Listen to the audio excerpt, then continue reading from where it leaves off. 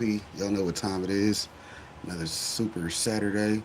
Hopefully, a Saturday is super. If not, I don't know how you got here then. All Saturdays should be super if you waking up with popcorn. Anyways, yeah, I'm on that type of time today. Cheese and crackers with some wine. Let's see. Let me get the business channel in here. Thumbs up, down on the building. Y'all know to go support that W link. They doing that sponsorship in collaboration with Solo Leveling. I'm guessing Sensei didn't do a review video this week because I ain't got no notification, but we'll put it up as soon as we get it, right? Right. Shouts out to the homeboy. He probably busy fucking around with them lawyers and shit this week. So y'all know how that go because, fighting that case, you got to fight that case. Shouts out to everybody that's helping him out. Appreciate that. Keep that boy working, and then he'll pay off that lawyer anyways, right? Anyways, let's get to today's videos. I ain't trying to hold y'all up all day. I got the Rumble video recording. Y'all know to go check out the Rumble videos. Because unless I'm live doing the video recording, then it'll be available as soon as I do record the video. Make sure the quality's decent, then put it up on Rumble for you. Then it'll premiere on YouTube whenever it goes. So, if you want to see what I'm working on before I release it, in case you're one of my haters. Character in Daima right now. At number 5, we have Goku, just because we haven't seen his full power in all his fights yet. At number 4, it's Tamagami number 2. With the power boost from Neva, he was overpowering Super Saiyan 2 Vegeta, making him a serious threat. At number 3, we've got Tamagami number 1. It's stated that he's the strongest of all the Tamagamis, and that definitely earns him this spot for now. Then we have Vegeta at second spot, because I don't think he would have had any problem beating the number 1 Tamagami with Super Saiyan 3. Finally, at number 1, it's none other than the chocolate-loving Majin Buu. He toyed with his opponent like a kid with a toy, and considering that his opponent was stronger than the other Tamagamis, it's clear Dude deserves the top spot for now. But what do you think? Who's the strongest in Daima right now?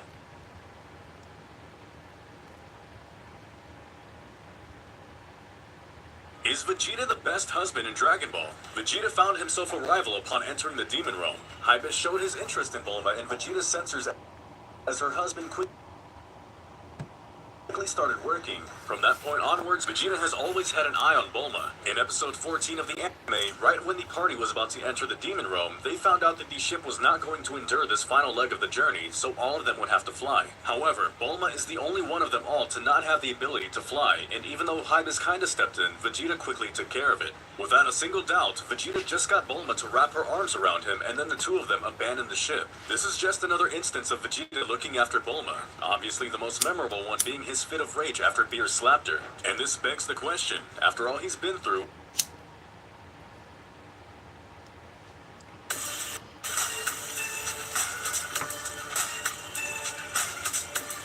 prepare yourself. Shouts out to Blascape. I liked his review he did on the 15, so let's check out 16. Well, I find myself his in from 15. a weird place. From someone who was criticizing everything to do with Dragon Ball Daima to someone defending it only a few months later, never would have saw this happening. But here we are, because episode 15 of Dragon Ball Daima just dropped, and the reaction from the community is loud, guys. It is loud, it is clear, and all the issues that I thought Daima had before, this episode seems to solidify for a lot of different people, and has confused a lot of Goku's history, conflating it with what we have now in Daima. So I'm here to clear it up for you guys, because I am one of the few Dragon Ball fans that knows how to read. I know you guys, whoever's watching this video, also knows how to read. You guys are awesome. But let me know what you guys thought of the latest episode of Dragon Ball Daima, episode 15, and if you like the episode or understand the backlash for the episode, because if this is a bad episode, we are truly blessed, because this episode, if this is the worst that they have, then the bar is pretty high, to be honest with you, because this was a damn good episode. But let me know what you guys think in the comments. Let's jump in. This is the first time since Resurrection of F, since the moral arc that I've seen a battle in Dragon Ball. There are not that many battles in Dragon Ball, and when I'm saying battles, I'm not talking about 1-for-1, maybe 2-for-2, you know, like we normally see. Those battles are dime a dozen. I'm talking. Yeah, so as far as battles, he's talking about, hey, here's your squad, here's our squad. Get active.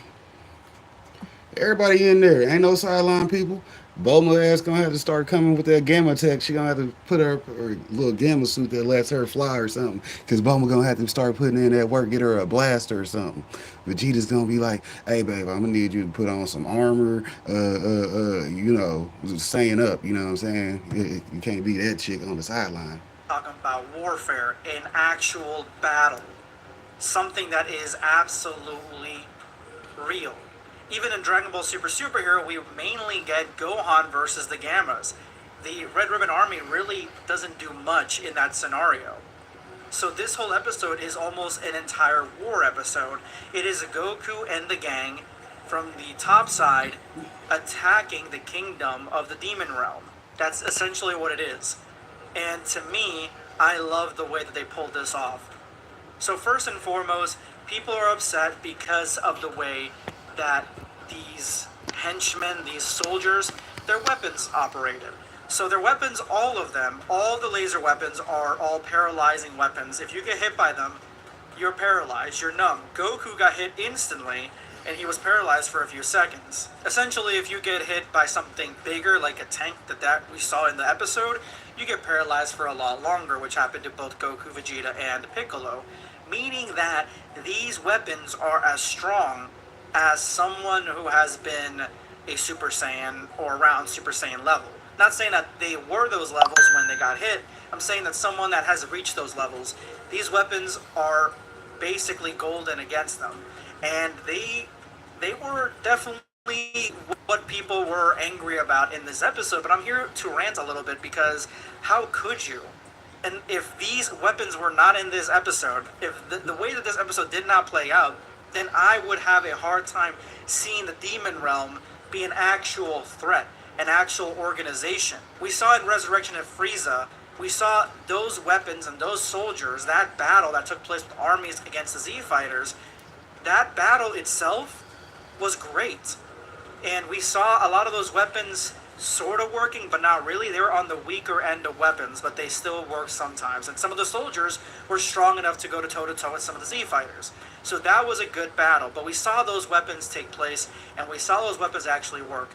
We saw a weapon hit Goku directly in the chest from Sorbet, I think his name was, and it took him out. That's how strong weapons can be in Dragon Ball. Certain weapons can be in Dragon Ball. Shit, Goku got hit and injured by a gun in one of the episodes. Y'all think that I forgot about that episode? No. I made several videos years ago, almost a decade ago, talking about that episode.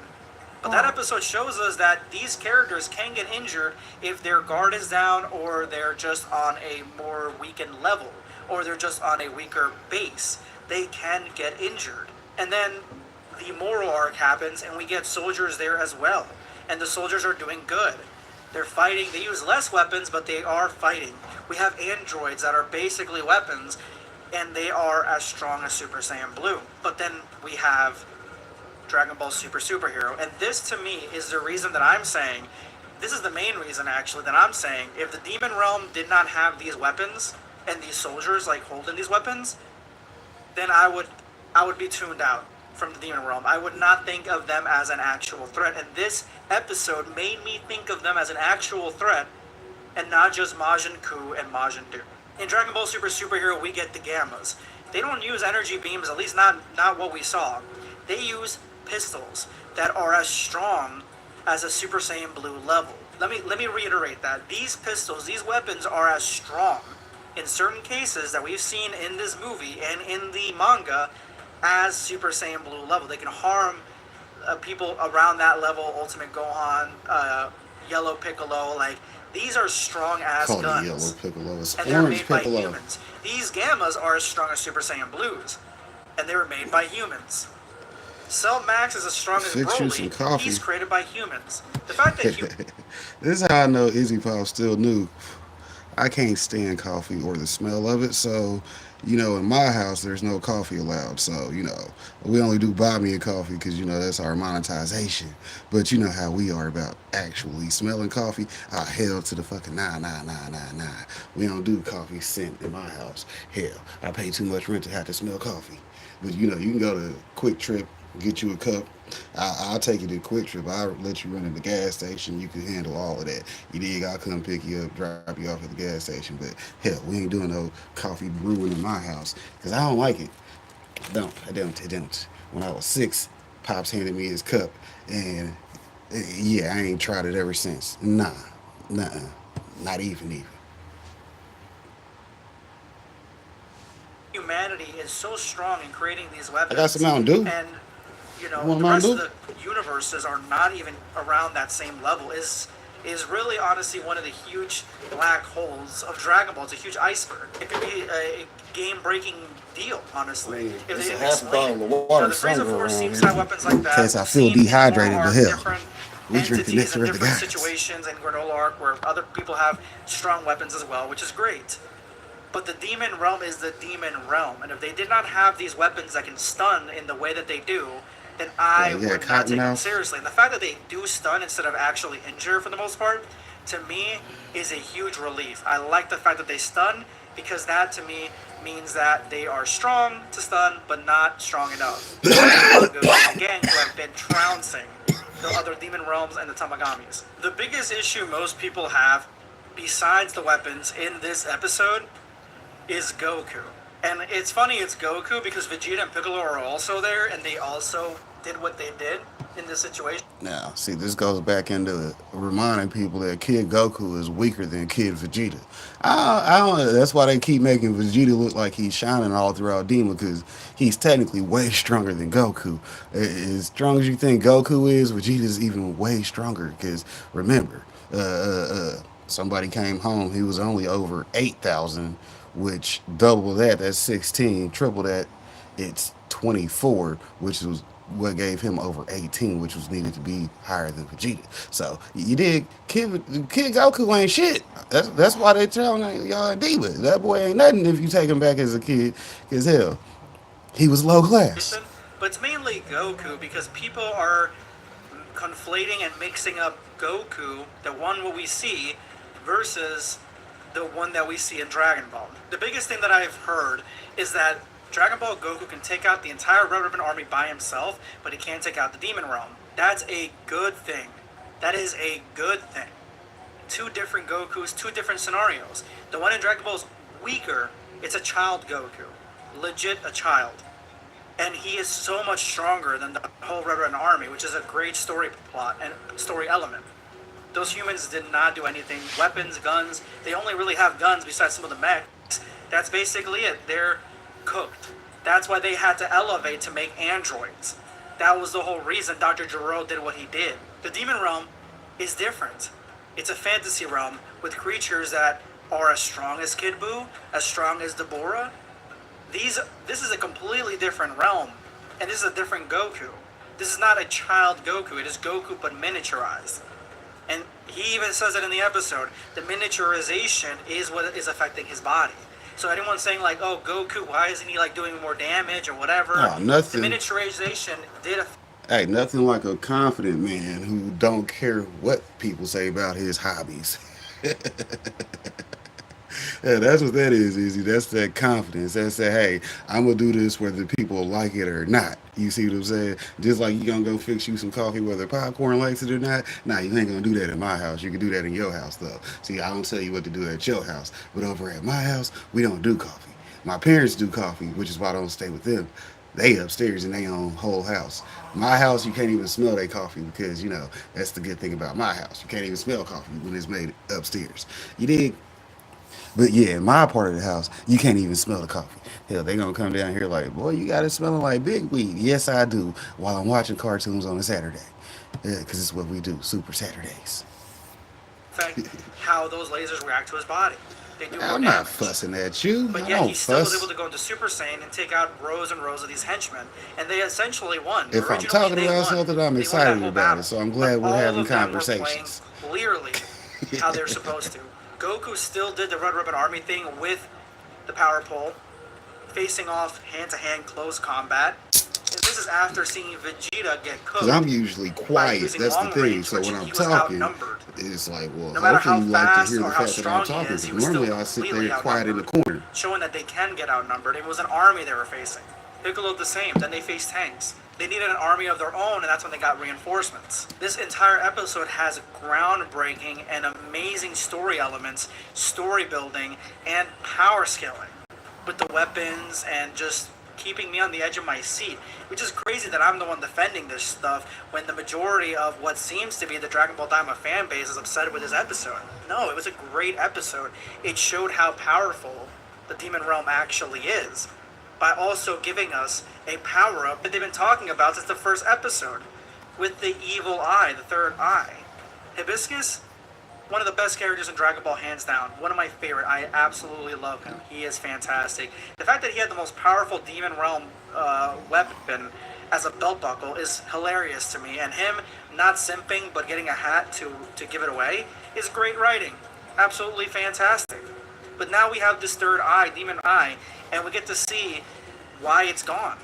Deborah wanted it to go away because he wanted to take the throne from his father, only to be susceptible to all sorts of magic after that, and that's where he got under the control of Babidi, because he didn't have the demon eye. The demon eye is going to give Goma powers he needs to face off against Goku and the team and Majin Buu, all of them, making him an actual threat. This is a great episode of Dragon Ball Daima, not only giving us great story elements, but also, again, great power scaling and making the Demon Realm actually a threat. And that's something that I love and that was sorely missing up until this episode. And that's why people were upset, because it's just a sharp change. But no, these guys are outnumbered by weapons that, again, if the humans can build these weapons and the Frieza Force can build those weapons, then the originals, the OG. So I don't know. What we want to go with? Do we want to go with Degasu? Not Degasu. He don't do shit. Goma. Shout out to Lord Goma. You know what I'm saying? Demon King in the building.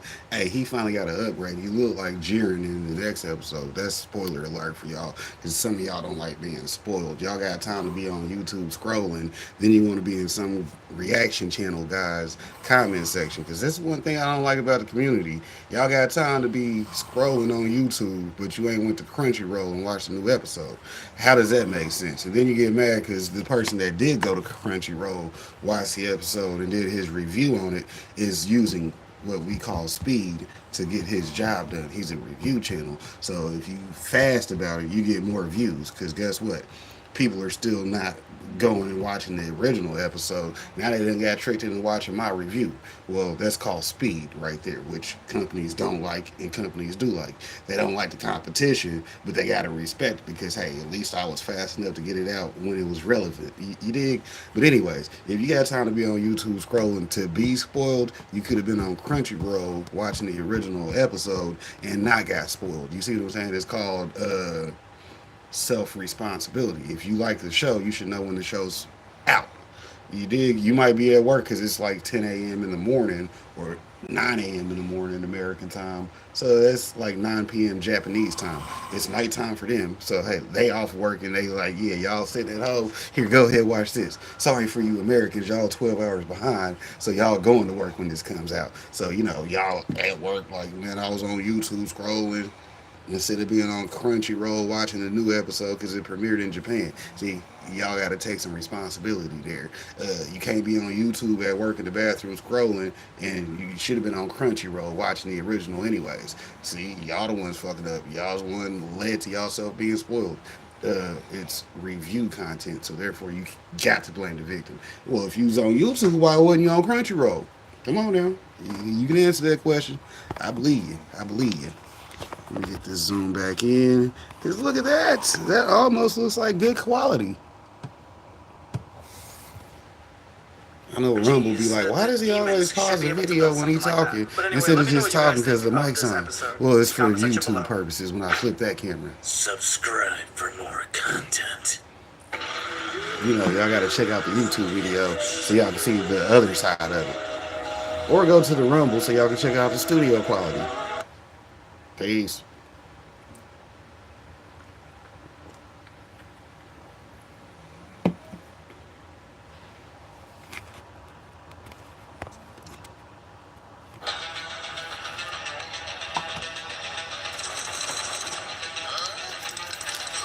That boy just caught all the bullets like.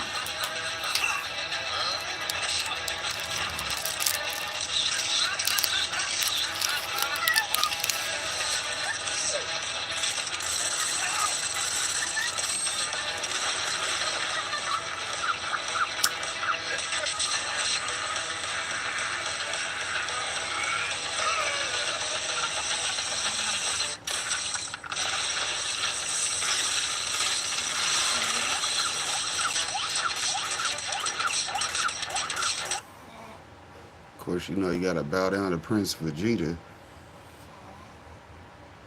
Start by talking about King Goma, a central figure in the plot of Dragon Ball Daima. We know that he is a demon and, like any king, he is extremely ambitious. Demons in general have a great desire for power, and it is no surprise that Goma is after the demonic third eye. This artifact seems to be much more than just something valuable or rare. It is a key that can unlock immense powers, which justifies Goma's great interest. But after all, why does he want this eye so much? Let's explore some possible reasons. The first and most obvious reason is the grotesque increase in power. The third eye could actually be an artifact that grants the user a significant increase in strength.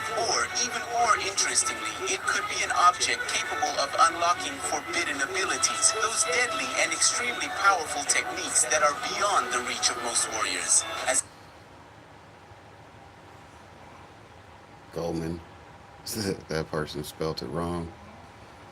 For many, the past 3 weeks of Dragon Ball Daima have left much to be desired, and it's now come down to these last 5 episodes, and really how these last 5 episodes stick the landing, because the final battle has begun.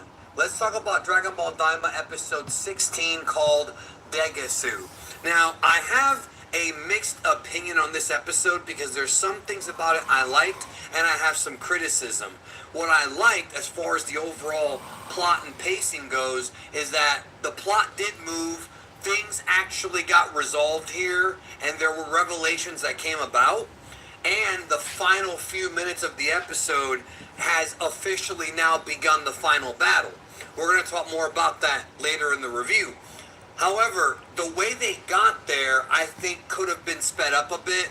Again, the issue is the pacing is a tad bit slow, but thankfully not as slow as I think a lot of us were worried about. In the next episode preview last week, it seemed like this episode would be focused on the Kenpei Tokusatsu, which is the Ginyu Force, basically. And thankfully, that whole plot thread got resolved very early in the episode. They moved past that pretty quickly. Then they sort of move into this Degasu part, and somewhat. And then that would, of course, lead into the big revelations near the end. Now, remember, at this point, Goku and the group are at the palace. They are at Goma's palace in the number 1 demon realm, the center demon realm.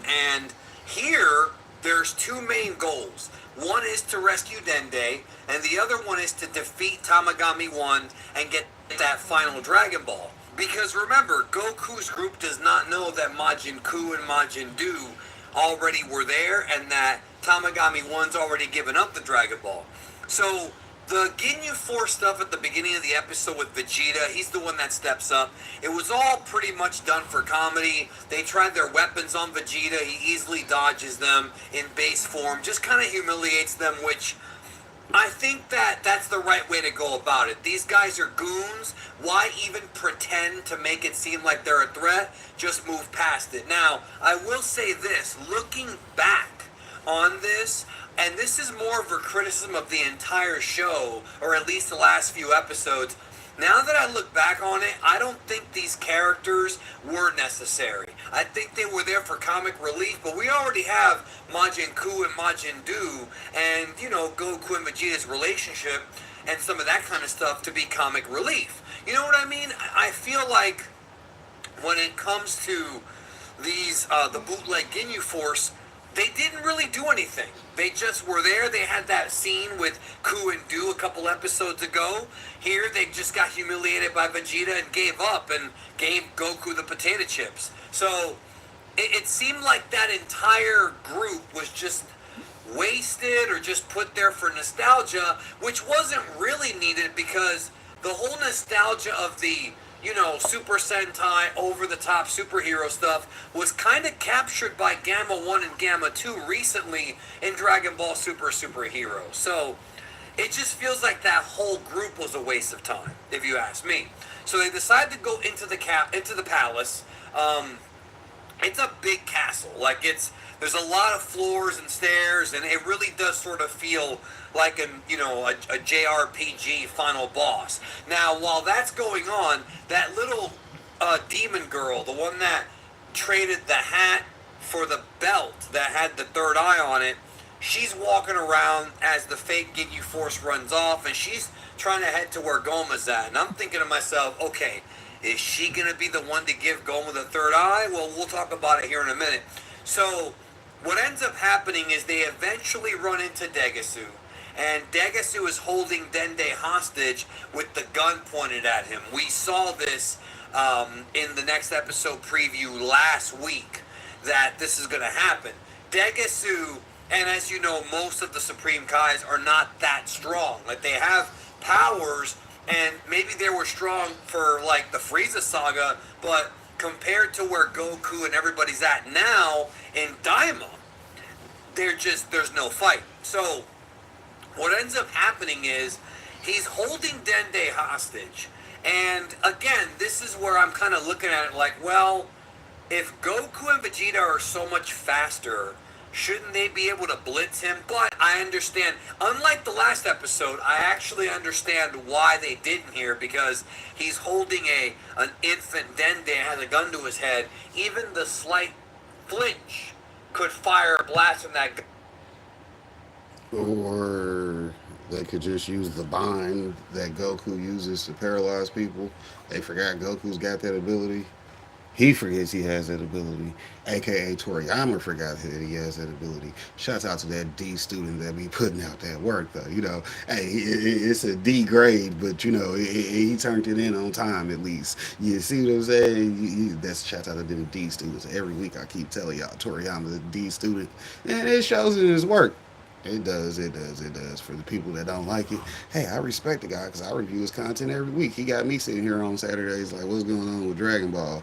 But he's a D student, and you can remember that because, hey, he'll tell you in the interviews, oh, I forgot about this, or I forgot about that. Okay, you writing a story based off of another story, and you forget stuff. D student, all day. Gotcha. Gun and kill the baby. You understand what I'm saying? So I do understand them sort of not going that route, because it only takes half a second, if not less than that, to pull a trigger, right? So at least here it made more sense. What ends up happening is, while they're going through, their Pansy ends up sort of following them in, which it's implied she wasn't going to follow them in, but she ends up following them in as King Kadan and the others, the ones that helped in the last episode, sort of step down and let them do it. And then Glorio follows her. Also, I should note that when they get to Degasu, he's about to take off. Like, he's about to go into one of the Demon Realm ships. So he's getting out of there. And we have our confrontation with Degasu and, of course, Nahare, which is the Supreme Kai, Shin. Which was also a little bit of a letdown, because I was hoping for a tiny bit more backstory on their relationship, if there even was one, but they just kind of flew past that. So Pansy tries to save Dende. They didn't know she was there, but that doesn't work. And then suddenly he gets hit with Hibis's hat, the one that he traded the third eye for. The big, like, sort of life preserver looking hat. He gets hit with it, and turns out that it was Glorio who had it, and Hibis is there too, and it's like, he took my hat. So as Degasu drops Dende, Pansy runs in and grabs him so that, you know, the kid wouldn't hit the ground. The thing about the hat too is the hat was kind of the hat is sort of made of that jello type of material. It's not, and we saw a little bit of it last episode. It's not like a cloth or anything like that. It's that sort of spongy, bouncy material. And so it bounced all over the ground or whatever, hits Degasu enough so that he drops the kid. Pansy saves the baby Dende. Then Piccolo dashes in with a big chop right to the neck, and Degasu goes down.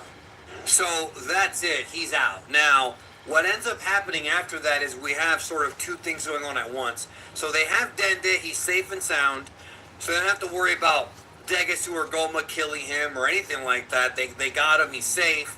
And the next thing is, of course, take the ball from the Tamagami. So as Goku and the group is headed to Tamagami 1, Goma gets the third eye from the belt. And well, first, let me explain a bit more. So the girl, the demon girl, gives him the belt, but he can't get the belt out of the can't get the eye out of the belt.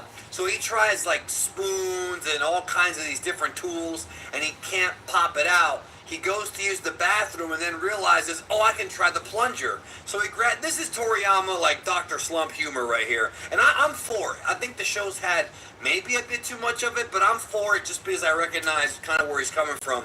And so he tries to plunger the eye out, gets it out, but then it goes right back in. Then finally he gets it out, but he doesn't know how to harness the power. So he asks the demon girl to like push it into his forehead, to like literally like grab it and push it deeply into his forehead. And it seems, again, the material of the eye is like a ball, like a bouncy ball, you know, like almost like if there's air inside of it, you know, not like a golf ball or like a baseball, sort of like maybe even I would say like a beach ball. That makes more sense, right? Like a beach ball, a small one. And it's not going in.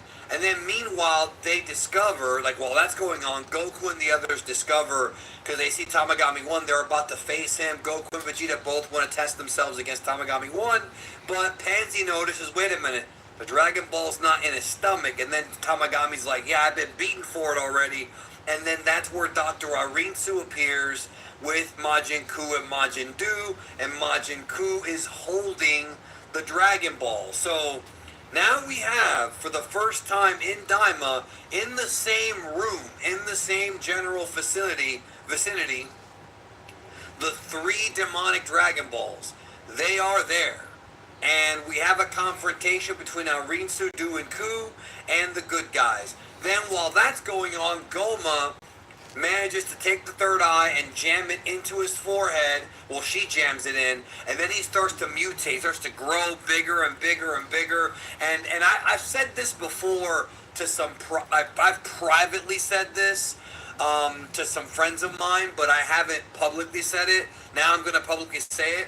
He looks like a Pride Trooper. Like the colors, the pattern of his clothing, like the white, black, and red colors of the Pride Troopers, like Jiren, he sort of looks like that. So he starts to grow at an alarming rate. He gets bigger, buff, and so the episode ends with him just being a giant monster, like just a bigger version of him with the third eye in his forehead. So this is now the beginning of the end. We have now hit the final battle of Dragon Ball Daima. He has the eye. We've been talking for weeks and weeks about the importance of that eye and the power boost that it gives. So anyways, this is where they saying that Kiriyama's a D student because, he just basically took Jiren's design and, crossfaded that. Yeah, shouts out to the crossfade. Crossfaded that with the Demon King and Jiren. You know what I'm saying? Hey, D student, he didn't want to put in too much work. He got some Demon King style horns with the third eye, but he's a Pride Trooper. Shout out to the Pride Troopers, though. Toppo got to get some respect. It's funny because that's what the next Unrelent episode was about. What's going to happen with Universe 11 and the Demon. So this is actually a good tie-in together. I appreciate that. You see, that's quality review channel right there. I done seen that these two videos are damn near themed together, so I done already, put that in there for you. You dig? next episode, we're going to see some of that power. In the next episode preview, they show what seems to be like a battle royale type of battle between, it looks like Goku, Vegeta, Piccolo, and them, and Glorio's in there too, fighting Majin Buu and Majin Buu. So now I don't know if Goma is going to interrupt that fight. I don't know where the fusion bugs are going to kick in and when that happens, but it's a situation where, like, the next episode preview looks very action-packed. I mean, there's an animation cut that pans around them, and they're all firing and blasting each other, and just, you know, just phenomenal. Phenomenal stuff, animation-wise, for the next episode. So, Goma has now reached his final form, presumably this big magic-based monster. He becomes the first Demon King since, of course, Abura to have the third eye, and that gives him an incredible boost of magic power and power overall. So that's the takeaway from this episode. Could they have gotten there faster? Yes, they could have. I felt like the Ginyu thing was just kind of a waste. Not the scenes in this episode, but just the overall use of them. It just wasn't necessary, in my opinion. But at least now we have a public, clear picture of where this is going, with Goma finally getting what he wants, which is harnessing the power of the third eye and being able to just, you know, this is what he wanted. I mean, this is what, all the way back in episode 1, you know, he talked about how this is what he really wanted. Turning Goku and the others into kids was more of a safety precaution because they were worried about what happened to Dabura and with Majin Buu and everything, when in reality they could have stayed in the demon realm and just, you know, maybe, or they could have maybe gone to Earth and used the balls to find the third eye instead of it being more based on fear, and that might have actually worked out better. It's tough to say, but either way, he got what he wanted. He has the third eye now, and to me that's the biggest takeaway of the episode. So next week we are down to 4, the final 4 episodes of Daima. Now the battles are supposed to be picking up big time. I hope that they're able to keep this momentum and give everybody a very memorable final few episodes of Daima, so that way the show can be remembered at least fondly, at least more fondly than if it would have crashed and burned. You know what I mean? Some folks are never going to like Daima. It's just not their cup of tea. Others are going to like it no matter what. I just hope that most people find enjoyment at least in the big finale, which has now begun officially. The one piece of lore which I may talk about in the breakdown is that I guess Degetsu and Supreme Kai haven't seen each other in 1,000 years, which is seems like a bit too soon. I don't know. That seems like maybe it should have been even further back than that. But hey, it's whatever. I'm not. I have to look into that and really think about it because that seems a bit soon. Besides that, a few things here and there that I'll go into tomorrow. So, my thoughts on the episode, it's an improvement. Things are happening. There were some wastes of time here, but it is an improvement. Nowhere near as good as episode 8, episode 12, or even like episode 5 or 6, but I still enjoyed it for the most part. And I think next week is the one where people are going to start talking and coming back to Daima, because we're getting to the end of series now, and that's when stuff's supposed to happen at a very fast pace. So let's see where that goes. Anyways, y'all, take care. See you guys tomorrow, and stay healthy. So y'all know this afternoon, Geekdom, aka Danny, shout out to Danny Boy. Danny Boy will be live doing his in-depth dive over the episode and giving his whole spiel about that. So y'all know to go check that out. Holla at your boy over there, you know what I'm saying? I'll be over there on Spider Pig because, you know, he's still got a gifted membership. Shouts out to getting gifted memberships. Y'all better figure out how to turn that on so y'all can get them too. Hell, I be getting them all the time. You know, it's weird that Vegeta has had 3 completely different looking Super Saiyan 3s. The one that was most commonly used up to this point was this Goku styled one. Like every Super Saiyan 3 in Heroes used this version. Now the canon one is this one, with his hair sticking straight up rather than falling back, giving it its own unique flair, and it looks to be based on unused concept art for Super Saiyan 3 by Akira Toriyama. But there was one more. According to the GT Perfect files, Super Baby 2 is a form very similar to Super Saiyan 3. And I mean, we can see that. He has no eyebrows and a more pronounced brow ridge. His hair even grows, but flops forward instead of back. So maybe we did see a Super Saiyan 3 Vegeta in GT way before the other two versions. So Vegeta's body's had 3 completely different Super Saiyan 3 designs. Which is your favorite?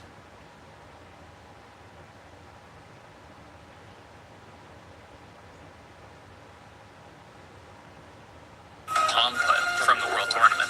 After that, we were introduced to some Fist of the North Star bandits. They got lost and found their way to Dragon Ball. Now, this one introduces something interesting.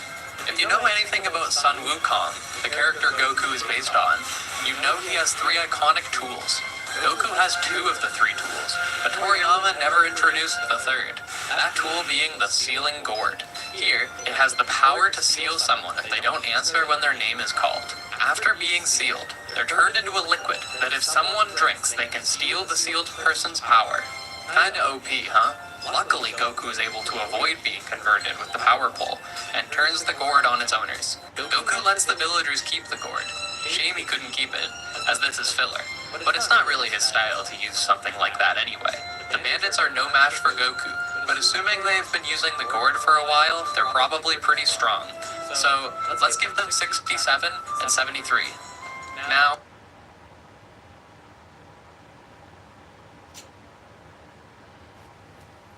Oh, shit. What do they call this part? The meat and potatoes of the show? Really? You know, you done had your salad. Shout out to that big homie. I want to support that Patreon if y'all don't want to wait till the Super Saturdays. Because we'll be here every Saturday. The domino. You blew up the domino, and you're laughing. Do you realize the f***ing crisis here? And you will be next. Unless you subscribe, like the video, and turn on notifications right now. Or else what? You'll aggressively scream another man's name for several hours? Kakarot! Kakarot!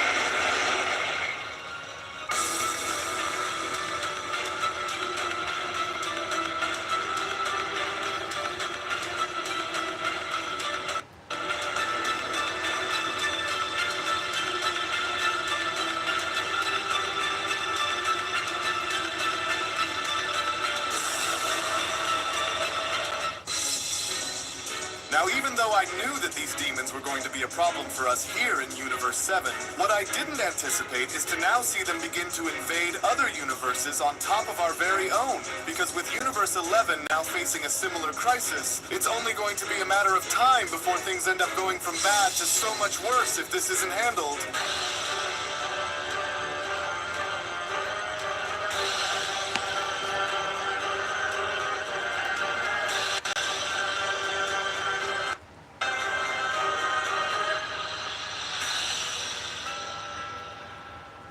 As our story now continues following the initial invasion within Universe 11, as multiple demons now from the Demon Realm are now shown clashing against Universe 11's Pride Troopers, which was only prior to their engagement with both Dispo and Casserole being shown standing back to back before having to engage against the Spike Demons was when Casserole went on to then chime in. This is just crazy, and they don't seem to be slowing down here either, but where the heck do they just keep coming from, Casserole questions? Because no matter what it is, when we go and put one down, 2 more just suddenly happen to appear from out of nowhere, with Dispo responding, well, your guess is as good as mine here, Casserole, because while I don't understand as to where these things continue to be coming from each time we go and put one down, we gotta go and keep pushing forward while we're out here against them, otherwise we are all goners, Dispo says. And so now while we're still able to go and fight and wait on the others to go and join in on having to help us, we have to still continue to try and push back against these monsters, or else they'll destroy us all if we aren't careful, Dispo says. And so even though I don't have a clue as to where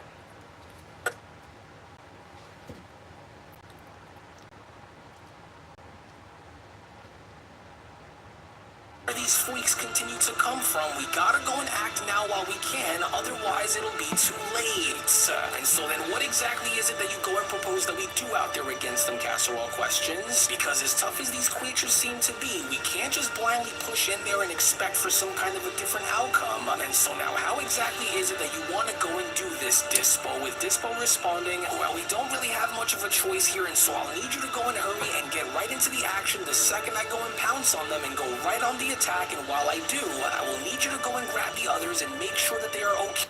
In the meantime, Dispo says, to which as Dispo is then shown having to make his move, it would only now appear as though Dispo is attempting to do everything he could in order to save the life of one of his own Pride Troopers, as Dispo then went on to continue. And so do not try and wait on me to go and tell you on when to move right in there, Casserole, because it's better for us to go and move in and handle this while we can right now. So then that way we can go and hit them when they least expect it, otherwise we'll end up losing everything if we don't go and move in and try. And so now get away from her, you monster!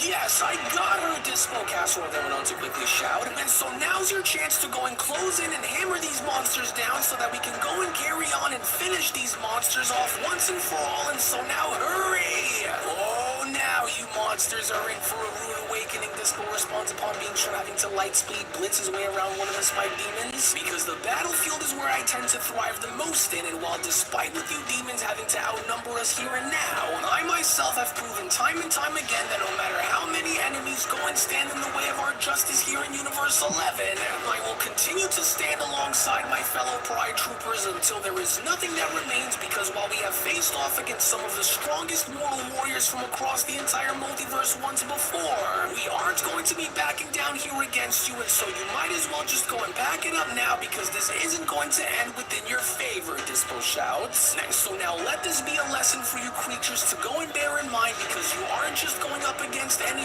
ordinary fighting unit here, Dispo continues, as you monsters are up against Universe 11's mightiest force of justice, and because of that, no amount of evil and harm that you go and try to cast over us is going to work against any of us demons. But then, it was only just upon with Casserole being shown grabbing onto one of the spike demons and having to warn Dispo was when Casserole then went on to quickly shout, oh, we can go and hold all of them back, and so now hurry and watch behind you, Dispo, for there are more of them that are looking to blindside you from behind, seem to be piling up on us more and more. But then, it was only just within that very moment as a gigantic energy blast was then shown to smash into both of the spike demons and having to save Dispo was when Dispo back to it. respond, hey, whoa, just what in the world was that? And where in the heck did that just wait? Could that really be? You should go and worry not, Dispo, a familiar voice went on to then chime in, because while these demons thought that they could outmaneuver and outnumber us, they've underestimated the unity of us Pride Troopers, because so as long as I continue to stand alongside you and having to help lead you in this battle and overcoming these heartless monsters, so as long as I continue to stand with you, these demons will never know what peace or victory will ever taste like, Destroyer Topo went on to then respond. And while I didn't expect to go and unleash the power of destruction so soon, with the safety of my entire team at stake, there is no room for hesitation, and so I will go and do what I must to do what I can to ensure that none of you fall, and especially so as long as I am here to protect you all in the meantime, Dispo, with Dispo having to then turn around by responding, oh, right, I knew that I had sensed you around when me and Casserole were fighting these monsters off, and so it's good to see you here with us, Topo. And let me just be the first one to say that we are really happy to have you here standing alongside with us against these things, so thank you, Topo.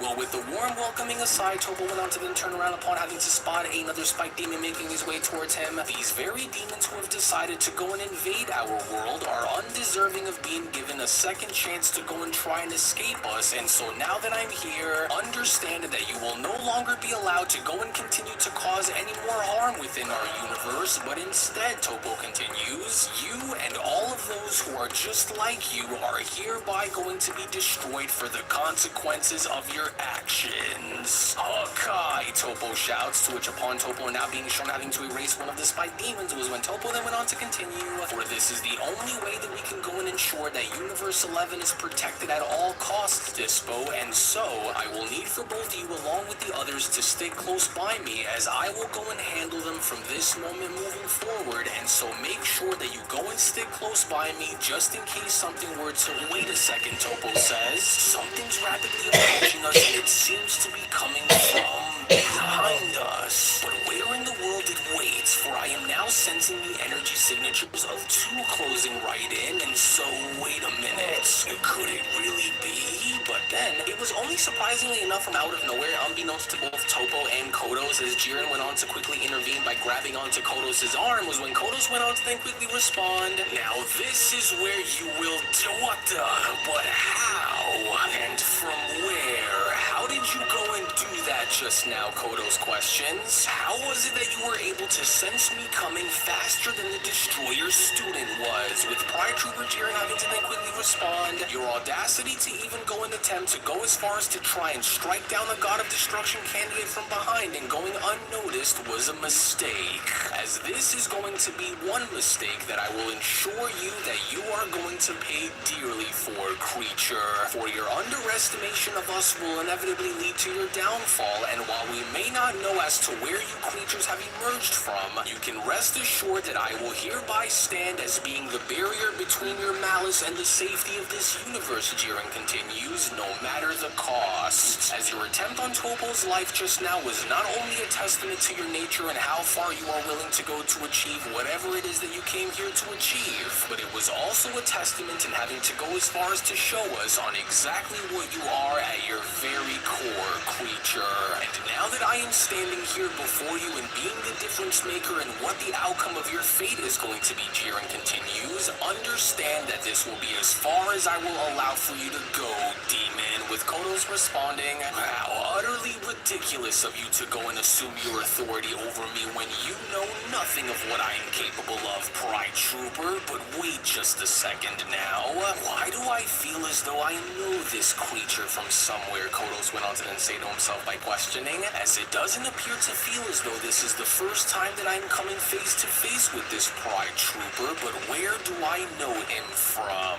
And why do I feel as though I've seen this mortal once before, Kodos continues, as this energy that I'm sensing that's coming from him feels all too familiar, for I am somehow able to recognize it somehow. Wait a second, could this really be what I think that it is? But of course, for now it is all beginning to make perfect sense as to where I am able to recognize him from, as I should have already known the very moments that I was able to sense his presence nearby, Kodos continues, for now I am able to remember on who this is, as after all of these years, the little boy who cowered in the shadows, trembling with fear as I ripped everything away that he went and held near and dear to him, for he is the one whose screams had echoed within the voids as I went and slaughtered his parents without mercy, and had only later done the same with his master.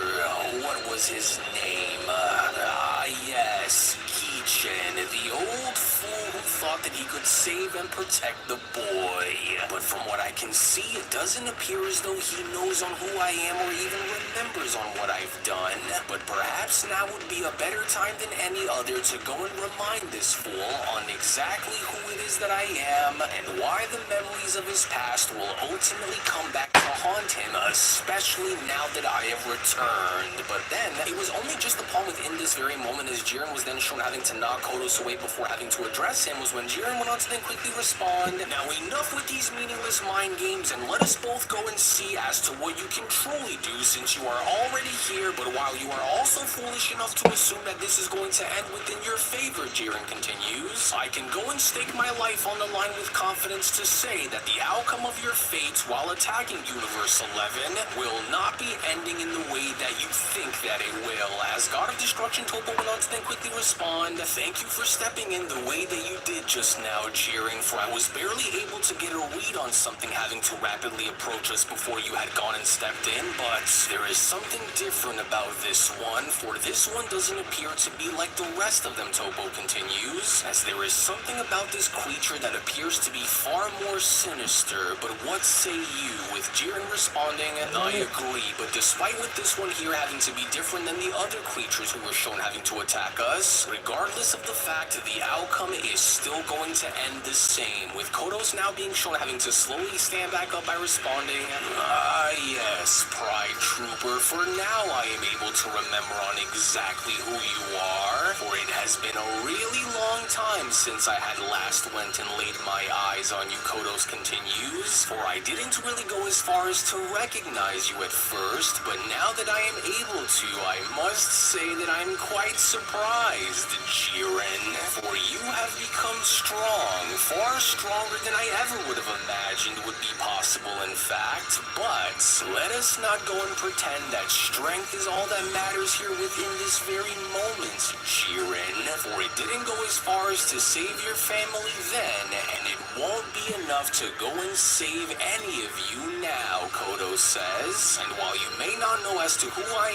am or what it is that I am capable of, I, on the other hand, know all about who you truly are, and that is because at your very core, despite with this incredible power that you've managed to harbor throughout the years, you are still as weak and broken as I remembered in having to leave you, and no amount of strength obtained throughout the years will ever be enough to make that very same pain ever go away, Jiren.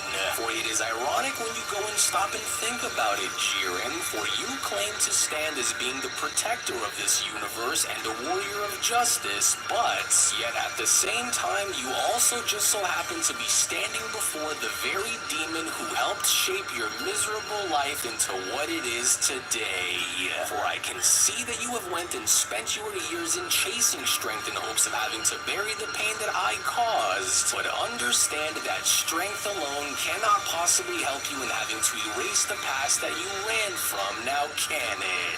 Don't go and listen to a single word that he goes and says to you, Jiren, Toppo went on to then quickly chime in, as he is only trying to go and get under your skin, and so be sure to take caution here, for he is only trying to rattle you after coming in the way of his plans, with Jiren responding, no, Toppo, for I think that there is more to him than what he's letting off here, and so what exactly could you possibly be talking about, demon? What exactly do you mean by what you just said in remembering who I was, and where exactly is it that you claim to know me from, Jiren questions, for you better go and start talking right now, as Kodos went on to then create a portal behind him by then responding, oh, Jiren, Jiren, Jiren, do you truly not recognize me? Well then go and take a good look into my eyes and you will see upon yourself the reflection of your own torment by doing so, for I am the very shadow that has haunted you ever since you were just a helpless child in having to leave you all alone in this world with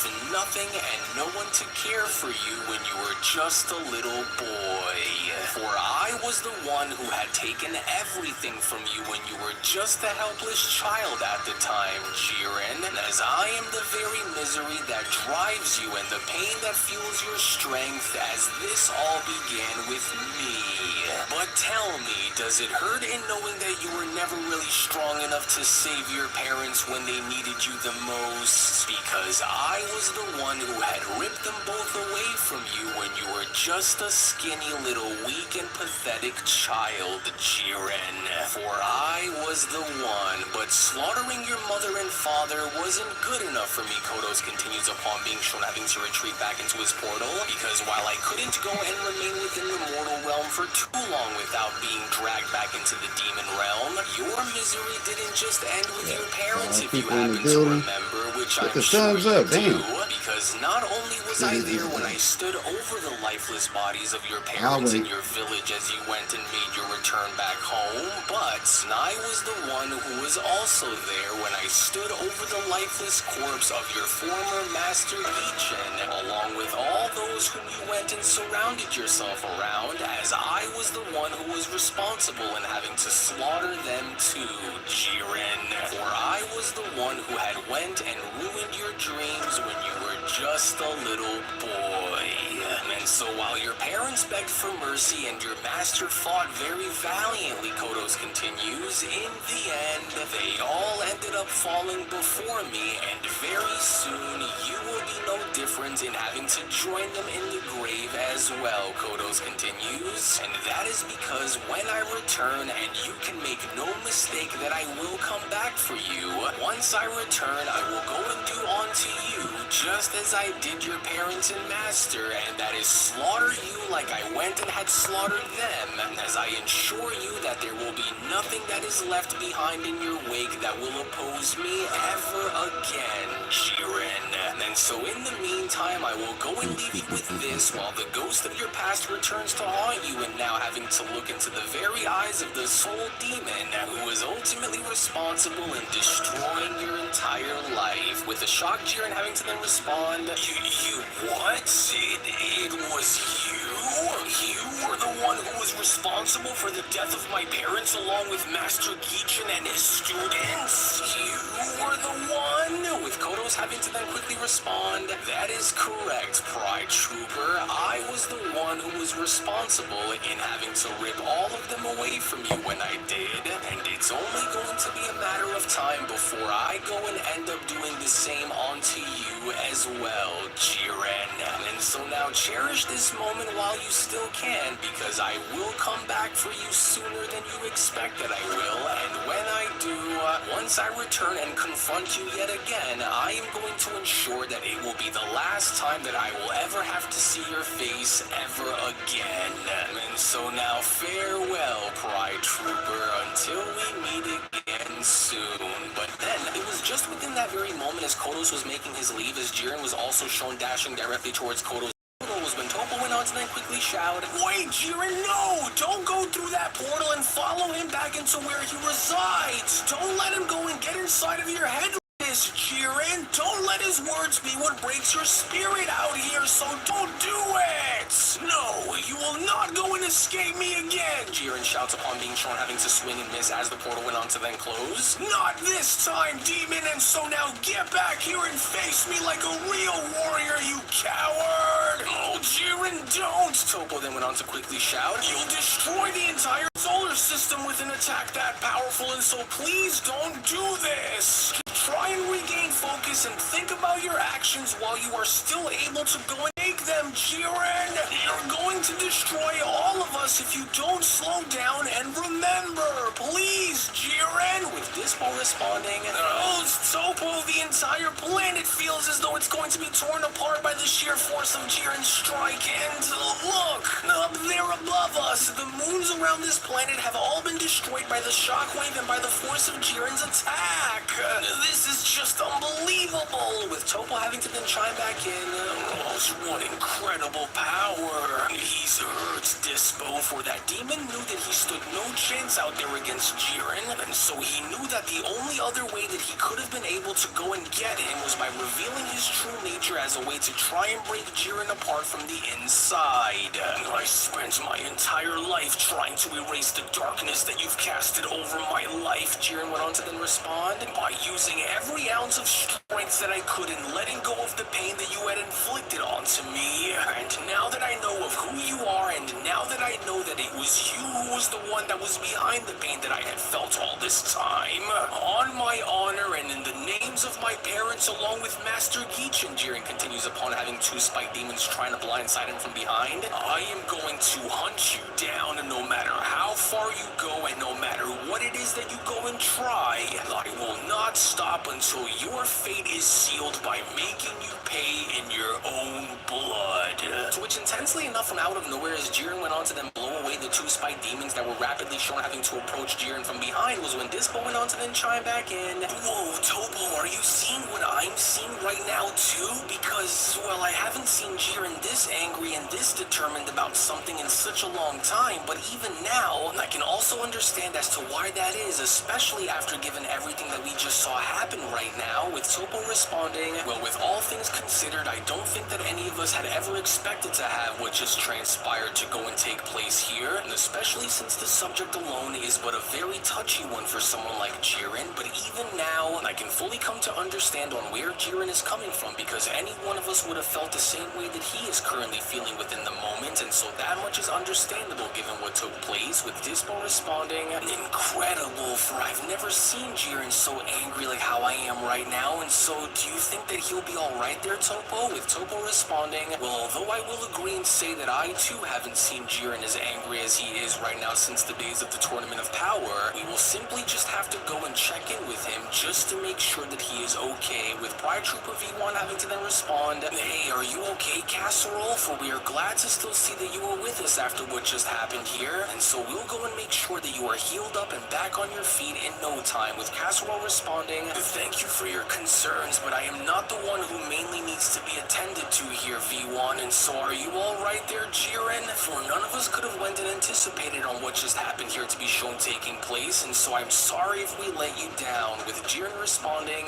"Never mind my feelings about this entire ordeal, because now that I was able to go and see with my very own two eyes on which demon it was that had went and ripped my parents alongside my master away from me when I was just a little boy, this Kodos may have went and escaped into the demon realm for now, but his retreat only delays the inevitable, and so we'll need to act swiftly," Jiren says, "and so now go and gather the others and prepare for a full report to Lord Belmont, for he needs to understand the magnitude of this threat," Jiren continues, "as I don't intend to go and leave any stone that is thrown our way unturned, for I will not, under any circumstance, allow for that creature to go and slip back into the shadows and escape me as he once did, especially not now, because this is now personal between us, as his escape is but a temporary victory, but you can make no mistake about the fact that I will go and ensure you all that I will be the last face that this creature will ever see, for the path that he has chosen will directly lead to his downfall, as I will walk it to its very end, no matter the cost," Jiren says, "and for that to happen, we need Lord Belmont's counsel and support, as I do not intend to go and allow for these demons to tear this universe apart while standing in their way," as it was only right then and there now, during that moment, where the Beyond Dragon Ball Super Story of the Dark Masters, the official Murno sequel, manga chapter number 22 special,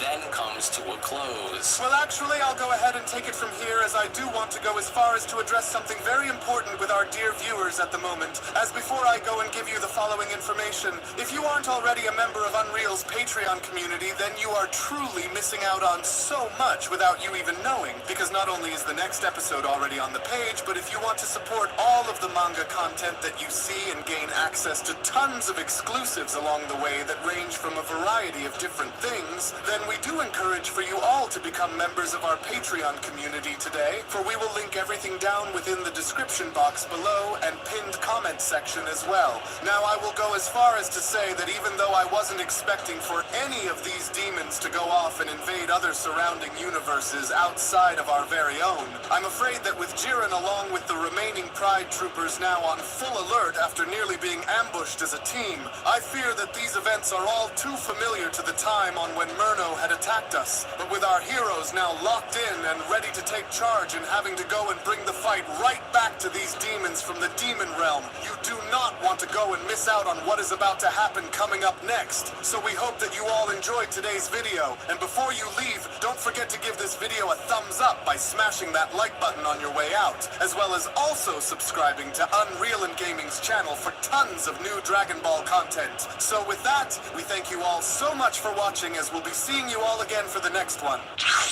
Hello. Did you know that you can stay up to date with the latest Dragon Ball content by simply subscribing to Unreal and Gaming?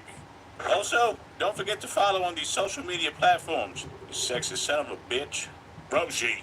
Silent Cell, me and the fans are having a moment. That's right. I know what you want. Extra long, thick Dragon Ball content. Quality reviews with flawless editing. Yeah, you'd like that, wouldn't you? You dirty bitch. Roshi, the fuck? God damn it, I need them to subscribe, Cell. And we're demonetized. Yeah, screw it. Let's cut to the video.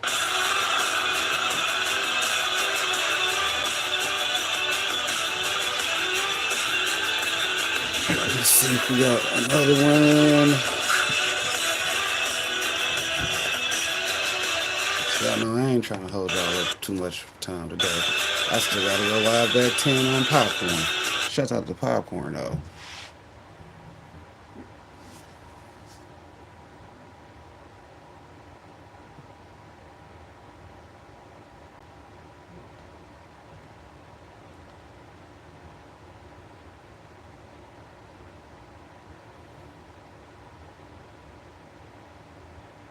Since Goku is small again, Dragon Ball Daima brought back the Power Pole, and I could not be more excited.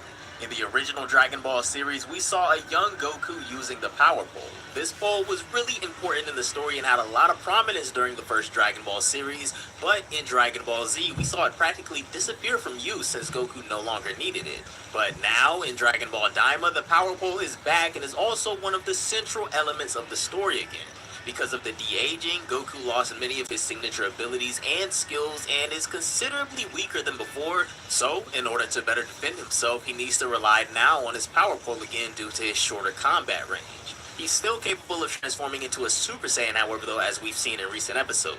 Since Dragon Ball Daima, the latest installment in the Dragon Ball series, is the final work of Akira Toriyama, it's a really nice touch that he wanted one of the objects most loved by the fans of the original Dragon Ball to make a return. He needs the power pole. I'm telling y'all, something gotta say that dude. That's why Vegeta's shining. Oh, you can use Super Saiyan 3 and that good? Of course. Fucking Vegeta. Speaking of the devil. You're making a big mistake.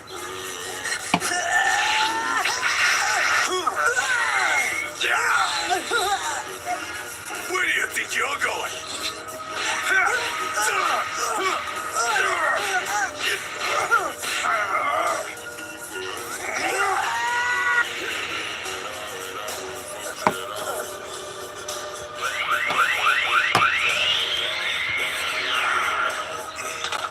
Pity, what a waste of talent.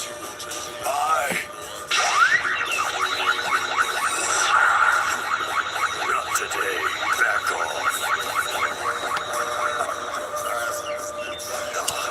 Have it your way. On good side. A tough guy like you should be able to face the truth. Are you okay? Somebody had to ask Gohan if he was alright. Piccolo's like, I had to get that kid a Senzu bean. But anyways, y'all know to go check out the Dubby. You know what I'm saying? Y'all know to go check out that Dubby. They collaborating with Solo, Leveling, and Crunchyroll. And you know, we trying to represent our sponsorship through them, because you know we get a piece of that bag if you click that link and go there and check him out. They got 2 new energy drinks, the Shadow Monarch Surge Solo Leveling, and then they got the Idris Strike Solo Leveling official license release. Y'all know to go check them out. 4 new tumblers. So if you own your energy drink but don't want to be drowsy and want to keep that sugar low, you know, for y'all that with them sugar beaties, there you go. Hit up that W. And they still have affiliate marketing available, so sign up or go get the product. Either way, you know, hit up that W link. Keep telling y'all, hey, monetization code, so go get you some sponsors. I keep finding them for you. I ain't gonna tell you where they at, but I'll give you a couple of them. You know what I'm saying? Shout out to W though, because you know we've been rocking with W since 2022 when I first was introduced to them. So y'all know to go check out that.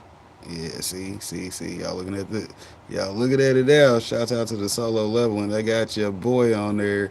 Hey, that's my guy. Shout out to Sensei. He better hurry up and get that new episode out, because he be slacking sometimes, but then he got a case. Boy, stay on your work, and you ain't gonna have that many problems. But, you know, it's your boy Spider Pig, a.k.a. TWP. We up out of here.